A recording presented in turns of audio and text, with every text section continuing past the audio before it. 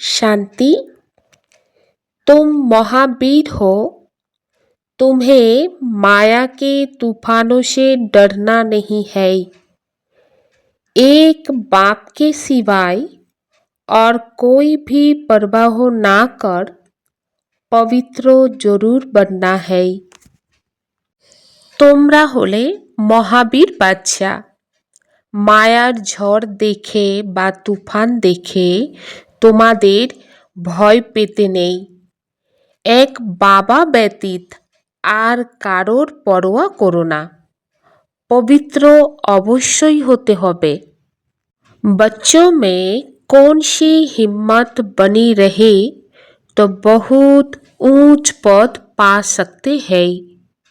বাচ্চাদের মধ্যে কোন সাহস থাকলে তবেই খুব উচ্চ পদ প্রাপ্ত করতে পারবে। श्रीमत पर चलकर पवित्र बनने की। भल कितने भी हंगामे हो, सितम सहन करने पड़े, लेकिन बाप ने जो पवित्र बनने की श्रेष्ठ मत दी है उस पर निरंतर चलते रहे तो बहुत ऊंच पद पा सकते हैं।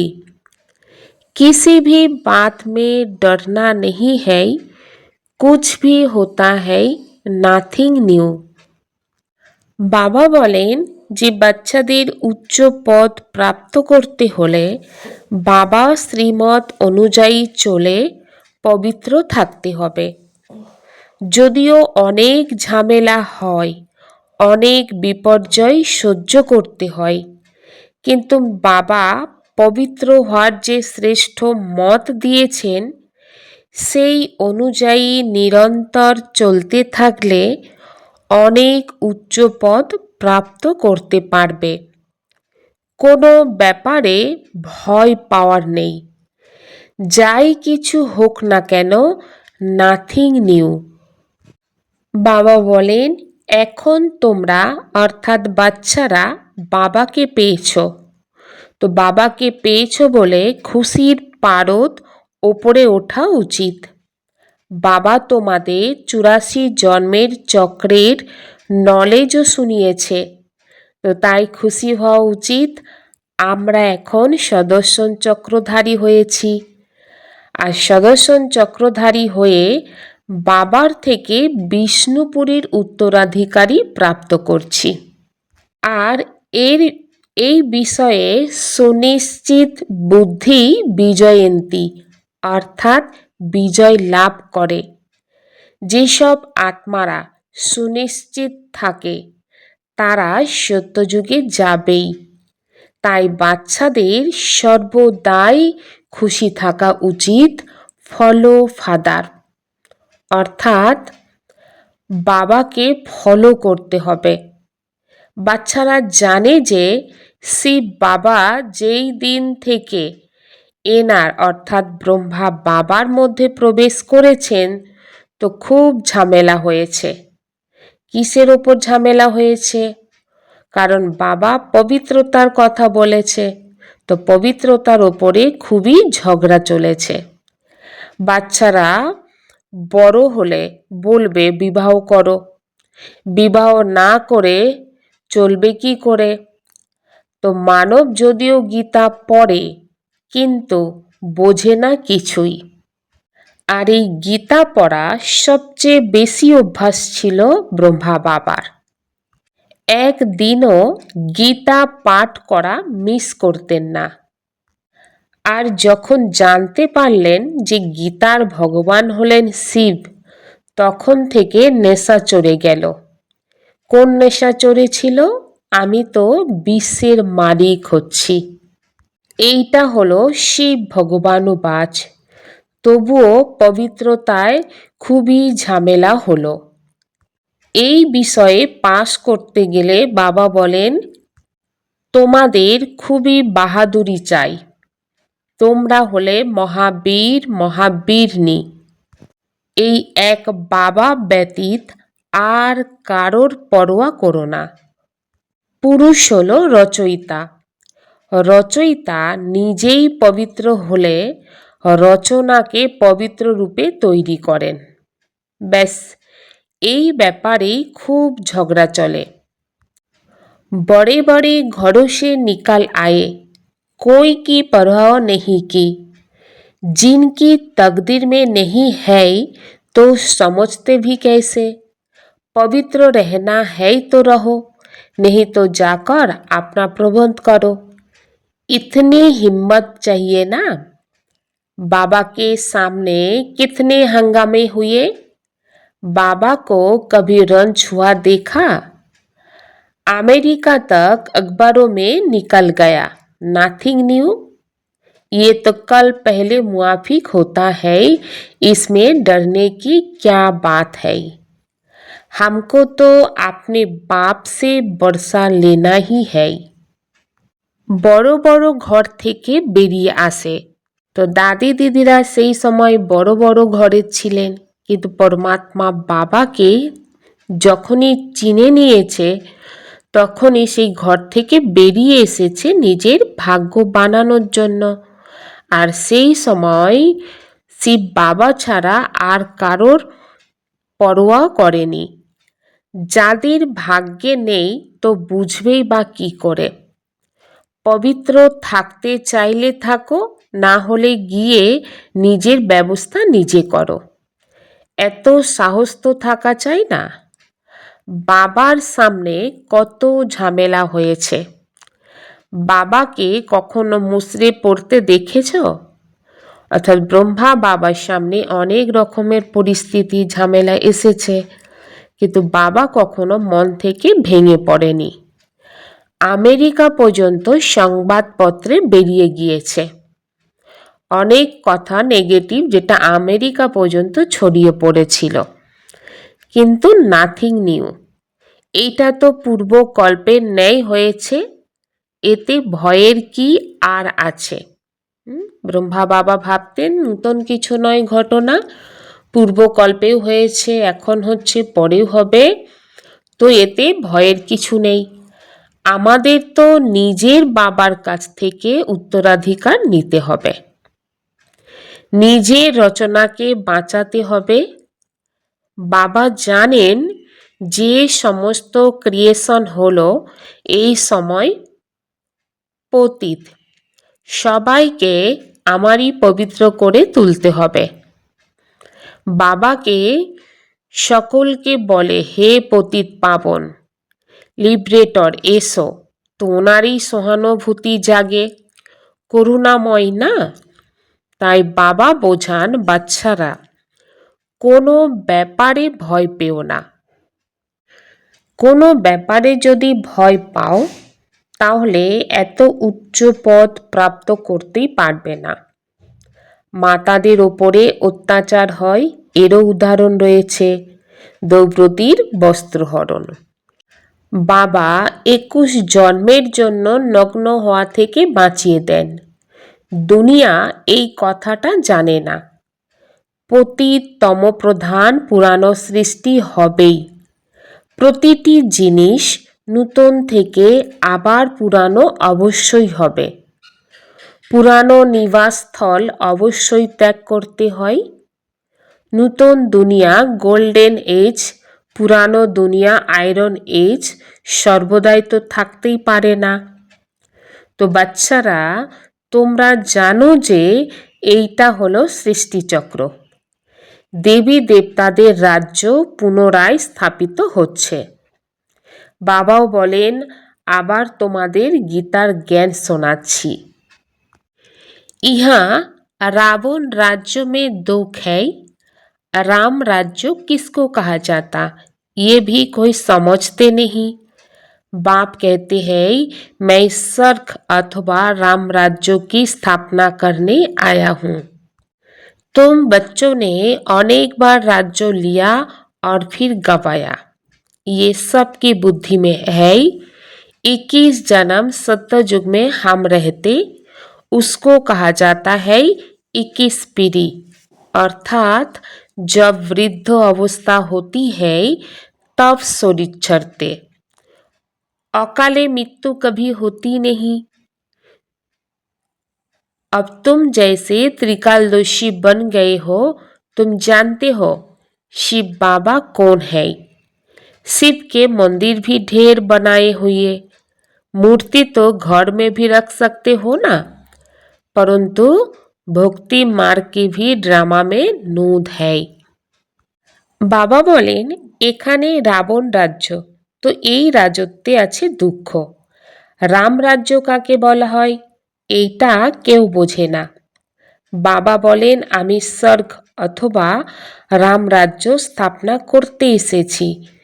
তোমরা অর্থাৎ বাচ্চারা অনেকবার রাজত্ব পেয়েছ আর তারপর হারিয়েও ফেলেছ। এইটাই সকলের বুদ্ধিতে আছে। 21 জন্ম আমরা সত্যযুগে থাকি, সেটাকে বলা হয় 21 প্রজন্ম। অর্থাৎ যখন বৃদ্ধ অবস্থা হয় তখন শরীর ত্যাগ করে, ওখানে কখনো অকাল মৃত্যু হয় না। এখন তোমরা যেন ত্রিকালদর্শী হয়ে উঠেছ। তোমরা জানো শিব বাবা কে। শিবের মন্দির অনেক তৈরি করেছে, মূর্তি তো বাড়িতে রাখতে পারে তাই না, কিন্তু ভক্তি মার্গ ড্রামাতে নির্ধারিত। বুদ্ধি দিয়ে কাজ করতে হয়। কৃষ্ণের অথবা শিবের মূর্তি বাড়িতে রাখা যেতে পারে, জিনিস তো হলো একই। তবে এত দূরে দূরে কেন যায়? ওদের কাছে গেলে কি কৃষ্ণপুরীর উত্তরাধিকারী প্রাপ্ত হবে? এখন তোমরা বাচ্চারা জানো যে জন্ম জন্মান্তর আমরা ভক্তি করে এসেছি। রাবণ রাজ্যেও কত আড়ম্বর দেখো। এই সব হলো শেষের দিকে আড়ম্বর। রামরাজ্য তো ছিল সত্য যুগে, সেখানে এই বিমান ইত্যাদি সব ছিল, আবার বিলুপ্ত হয়ে গিয়েছে। আবার এই সময়ে সব কিছু বের হয়েছে। এখন এই সব শিখছে যারা শেখার, তারা সংস্কার নিয়ে যাবে, সেখানে এসে আবার বিমান তৈরি করবে। তো ভবিষ্যতে এইটা তোমাদের কাছে সুখদায়ক হবে। এই সায়েন্স আবার তোমাদের কাজে আসবে। এখন এই সায়েন্সের হলো দুঃখের জন্য, সেইখানে আবার সুখের জন্য হবে। এখন স্থাপনা চলছে, বাবা নূতন দুনিয়ার জন্য রাজধানী স্থাপন করছে। বাচ্চারা, তাই তো তোমাদের মহাবীর হতে হবে। দুনিয়াতে এইটা লোকে কমই জানে যে ভগবান এসেছে। बाप कहते हैं, गृहस्थ व्यवहार में रहते कमल फूल समान पवित्र रहो, इसमें डरने की बात नहीं। करके गाली देंगे, गाली तो इनको भी बहुत मिली। श्री कृष्ण ने गाली खाई, ऐसा दिखाते हैं। अब श्री कृष्ण तो गाली खा ना सके, गाली तो कली युग में खाते हैं। तुम्हारा रूप जो अभी है, फिर कल्प के बाद इस समय होगा, बीच में कभी हो ना सके। जन्म बाय जन्म फीचर्स बदलते जाते, ये ड्रामा बना हुआ। 84 जन्म में जो फीचर्स वाले जन्म लिए हैं वही लेंगे। अब तुम जानते हो यही फीचर्स बदल दूसरे जन्म में ये लक्ष्मी नारायण के फीचर्स हो जाएंगे। বাবা বলেন, ঘর গৃহস্থের থেকেও কমল ফুলের মতন পবিত্র থাকো, এতে ভয়ের কিছু নেই। অনেক গালি দেবে, গালি তো ইনি অনেক পেয়েছেন, কৃষ্ণ গালি খেয়েছে এই রকম দেখানো হয়। আসলে ব্রহ্মা বাবা গালি অনেক খেয়েছে, কারণ কৃষ্ণ তো সত্য যুগে ছিল, আর ব্রহ্মা বাবা তো কলি যুগে। তো গালাগালি কলি যুগেই হয়, সত্য যুগে তো গালাগালি কেউ দেবে না। তোমাদের যে রূপ এখন আছে, কল্পের শেষে আবার এই সময়ে হবে, মধ্যবর্তী সময়ে কখনো হতে পারে না। জনম বাই জনম ফিচার্স পরিবর্তিত হতে থাকে। এই ড্রামা তৈরি হয়ে আছে। 84 জন্মতে যারা এই রকম ফিচার্স জন্মেছিল তারাই জন্মগ্রহণ করবে। এখন তোমরা জানো এই ফিচার্স পরিবর্তন করে অন্য জন্মে এই লক্ষ্মী নারায়ণের ফিচার্স হয়ে যাবে। তোমাদের বুদ্ধির তালা এখন খুলেছে। এইটা হলো নূতন কথা। বাবাও নূতন কথা, নূতন এই কথা কেউ তাড়াতাড়ি বুঝতে পারে না। যখন ভাগ্যে থাকবে তখন কিছু বুঝবে। এছাড়া মহাবীর তাদের বলা হয় যারা কিনা যতই ঝড়ঝঞ্ঝা আসুক না কেন, যতই ঝামেলা হোক না কেন, অনড় থাকে। এক বাবা দুসরা না কই, এটা যখন বুদ্ধিতে একদম স্থির হয়ে থাকে। এখন সেই অবস্থা হতে পারে না, হবে অবশ্যই। মহাবীর কোনো ঝড়ে ভয় পাবে না। ঝড় মানে পরিস্থিতি। ঈশ্বরীয় জীবনে চলার পথে যে পরিস্থিতি, সেই পরিস্থিতি দেখে ভয় পাবে না। সেই অবস্থা শেষে হবে। সেই জন্য গাওয়া হয়েছে অতীন্দ্রিয় সুখ গোপ গোপীদের জিজ্ঞাসা করো। বাচ্চারা, বাবা এসেছেন তোমাদের স্বর্গের যোগ্য করে গড়ে তুলতে। পূর্ব কল্পের ন্যায় নরকের বিনাশ হতেই হবে। সত্যযুগে তো একই ধর্ম হবে। চাহিদা থাকে অখণ্ডতার, এক ধর্ম হওয়া উচিত। এইটা কারোর জানা নেই যে রামরাজ্য রাবণ রাজ্য হলো আলাদা আলাদা। এখন বাবার প্রতি দৃঢ় বিশ্বাস থাকলে শ্রীমত অনুযায়ী চলতে হবে। প্রত্যেকের নারী দেখা হয়, সেই অনুযায়ী আবার রায় দেয়া হয়। বাবাও বাচ্চাদের বলেছেন যদি বিবাহ করতে হয় তো যাও গিয়ে করো। অনেক বন্ধু পরিচিত ইত্যাদি বসে আছে, ওদের বিবাহ করিয়ে দেবে। তবুও কেউ না কেউ বেরিয়ে যায়। তাই প্রত্যেকের নারী দেখা হয়, জিজ্ঞাসা করে বাবা এই অবস্থা, আমি পবিত্র থাকতে চাই। তো আমার আত্মীয় আমাকে বাড়ি থেকে বের করে, এখন কি করা উচিত? আরে এটাও জিজ্ঞাসা করছো পবিত্র থাকতে হবে? যদি না থাকতে পারো তো গিয়ে বিবাহ করো। আচ্ছা, মনে করো কারোর আশীর্বাদ বা বিবাহের পাকা কথা হয়েছে, খুশি হতে হবে। এইটা কোনো ব্যাপার না। বিবাহের সময় যখন হাতে গাঁটছড়া বাঁধে, সেই সময় বলে এই পতি হলো তোমার গুরু। আচ্ছা, তুমি তাকে দিয়ে লিখিয়ে নাও, তুমি মানছো যে আমি তোমার গুরু, ঈশ্বর, লেখো।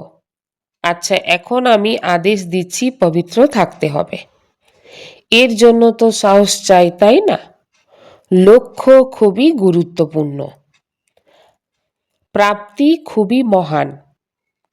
তো বাবা বলেন এত বড় প্রাপ্তি হয় যখন, তবে এক জন্ম পবিত্র থাকা কি এমন বড় কথা হলো? বাবা অনেক যুক্তি বলে দেয়। ভারতে এইটা হলো রীতি। স্ত্রীকে বলে দেয় তোমার স্বামী হলো ঈশ্বর, তার আদেশ পালন করতে হবে। স্বামীর পা টিপে দিতে হবে, কারণ মনে করে লক্ষ্মী নারায়ণের পা টিপে দিতেন। তো এই যে অভ্যাস, এই অভ্যাস কথা থেকে এলো, ভক্তি মার্গের চিত্র থেকে। সত্যযুগে তো এই রকম ব্যাপার হয় না। নারায়ণ কি আর কখনো ক্লান্ত হয়ে পড়ে যে লক্ষ্মী পা টিপবে? ক্লান্ত হওয়া তো কোনো প্রশ্নই নেই। এসব হলো তো দুঃখের ব্যাপার। সেইখানে দুঃখ কষ্ট কোথা থেকে আসে? তখন বাবা ফটো থেকে লক্ষ্মীর চিত্র বাদ দিয়ে দিলেন। নেশা তো চড়ে, তাই না? ছোটবেলা থেকে বৈরাগ্য ছিল, সেই জন্য ভক্তি খুবই করতেন। তাই বাবা অনেক যুক্তি বলে দেন। তোমরা জানো যে আমরা এক বাবারই বাচ্চা, তাই নিজেদের মধ্যে ভাই বোন হয়ে গেলাম। পিতামহর কাছ থেকে উত্তরাধিকারী প্রাপ্ত করি। বাবাকে ডাকা হয় অপবিত্র দুনিয়াতে, হে পতিত পাবন সকল সীতাদের রাম। বাবাকে বলা হয় টুথ, সত্য ভূখণ্ড স্থাপন করতে তিনি সক্ষম। তিনিই সমগ্র সৃষ্টির আদি মধ্য অন্তের সত্য জ্ঞান তোমাদের প্রদান করেন। তোমাদের আত্মা এখন জ্ঞান সাগর হচ্ছে। তো মিষ্টি বাচ্চাদের সাহস থাকা দরকার। আমাদের বাবা শ্রীমত অনুযায়ী চলতে হবে। অসীম জগতের পিতা অসীম জগতের রচনাকে স্বর্গের মালিক করে দেন। তাই পুরুষার্থ করে সম্পূর্ণ উত্তরাধিকার নিতে হবে, সমর্পণ করতে হবে। তোমরা তাকে নিজের উত্তরাধিকারী করলেও তবেই তিনি তোমাদের 21 জন্মের জন্য উত্তরাধিকার প্রদান করবেন। বাবা বাচ্চাদের প্রতি নিজেকে সঁপে দেন। বাচ্চারা বলে, বাবা, এই তন মন ধন সব আপনার। আপনিও বাবা হন, আমরা বাচ্চা হই। বাবাকে বলা হয় সকলের দুঃখ হরণকারী, সুখ প্রদানকারী। সত্যযুগে পঞ্চতত্ত্ব সুখ প্রদানকারী, কলিযুগে পঞ্চতত্ত্ব তমপ্রধান হওয়ার কারণে দুঃখ দেয়। সেখানে তো থাকেই সুখ। এই ড্রামা পূর্ব নির্ধারিত। তোমরা জানো যে এইটা সেই 5000 বছর পূর্বের লড়াই। এখন স্বর্গের স্থাপনা হচ্ছে, তাই বাচ্চাদের সর্বদা খুশিতে থাকা উচিত। ভগবান তোমাদের অ্যাডাপ্ট করেছেন, তারপর বাচ্চারা তোমাদের শৃঙ্গার করান, অধ্যয়ন অর্থাৎ পড়াশোনাও করাচ্ছেন। सदा बाप समान बनने की हिम्मत रखनी है, बाप पर पूरा वारी जानी है। সর্বদাই বাবার সমান হওয়ার সাহস রাখতে হবে, বাবার প্রতি সম্পূর্ণ সমর্পিত থাকতে হবে। किसी भी बात में डरना नहीं है, पवित्र जरूर बनना है। কোনো ব্যাপারে ভয় পেতে নেই, পবিত্র অবশ্যই হতে হবে। समस्याओं को चढ़ती कला का साधन अनुभव कर सदा संतुष्ट रहने वाले शक्तिशाली भव। जो शक्तिशाली आत्माएं हैं वह समस्या को ऐसे पार कर लेती है जैसे कोई सीधा रास्ता सहज ही पार कर लेते। समस्या उनके लिए चढ़ती कला का साधन बन जाती। हर समस्या जानी पहचानी अनुभव होती है। वो कभी भी आश्चर्यवत नहीं होती, बल्कि सदा संतुष्ट रहते। मुख से कभी कारण शब्द नहीं निकलता, लेकिन उसी समय कारण को निवारण में बदल देते हैं। সমস্যাকে উত্তরণের কলার সাধন অনুভব করে সর্বদাই সন্তুষ্ট থাকা শক্তিশালী হও। যারা শক্তিশালী আত্মা তারা সমস্যাগুলিকে এমনভাবে পার করে যেন কোনো সহজ রাস্তা সহজেই পার করছে। সমস্যাগুলো তাদের কাছে উন্নতির সাধন হয়ে ওঠে। প্রতিটি সমস্যা তাদের কাছে পরিচিত বলে অনুভব হয়। তারা কখনোই অবাক হয় না, বরং সর্বদাই সন্তুষ্ট থাকে। তাদের মুখ থেকে কখনো কারণ শব্দটি বের হয় না, বরং সেই সময় কারণকে নিবারণের পরিবর্তন করে দেয়। स्वस्थिति में स्थित रहकर हर परिस्थितियों को पार करना ही श्रेष्ठता है। স্বস্থিতিতে স্থির থেকে সর্ব পরিস্থিতিকে পার করাই হলো শ্রেষ্ঠত্ব। বাবা বলেন বাচ্চাদের নিশ্চয়ের ওপরে। তো নিশ্চয়ের ফাউন্ডেশনকে মজবুত করে সর্বদাই নির্ভয় আর নিশ্চিন্তে থাকো। ডাক্তাররা যেমন প্রথমে রোগীর মধ্যে বিশ্বাস তৈরি করে, যাতে রোগীর মধ্যে ভরসা জন্মায় যে এই ডাক্তার খুব ভালো এবং এখান থেকে আরোগ্য পাওয়া যাবে। ডাক্তার যতই ভালো ওষুধ দিক না কেন, যদি বিশ্বাস না থাকে তাহলে সেই ওষুধ কাজ করে না।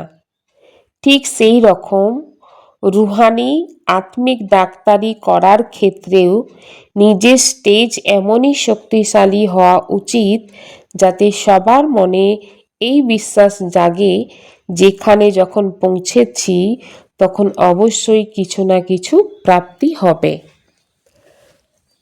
ওম শান্তি।